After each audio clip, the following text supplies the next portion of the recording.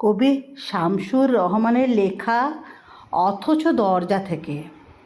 আমি তো যুবক নই, মধ্যবয়সে রুক্ষ পথে নিঃসঙ্গ চলেছি হেঁটে, রৌদ্রদগ্ধ আর ঝঞ্ঝাহত অভিজ্ঞ শরীরে নিয়ে পথনিষ্ঠ শ্রমণের মতো বিমুখ সকল দিক, তবু আছি টিকে কোনো মতে।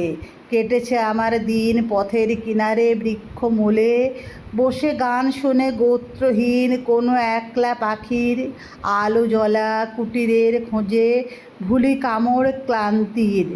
যখন আমার দিকে তুমি তাকাও দু চোখ তুলে, পিঙ্গল বয়স নিয়ে তোমার নিটোল যৌবনের নিকটে সর্বদা নত যেন আমি। প্রতিদ্বন্দ্বী যারা, তাদের বৈভব আছে জল জ্বলে, যদিও মনের ঐশ্বর্যে কাঙাল নই আমিও এখনও। তুমি ছাড়া কে জানে আমার হৃদস্পন্দন কত তেজি প্রেমময়, অথচ দরজা থেকে আমাকে ফিরে যেতে হয়।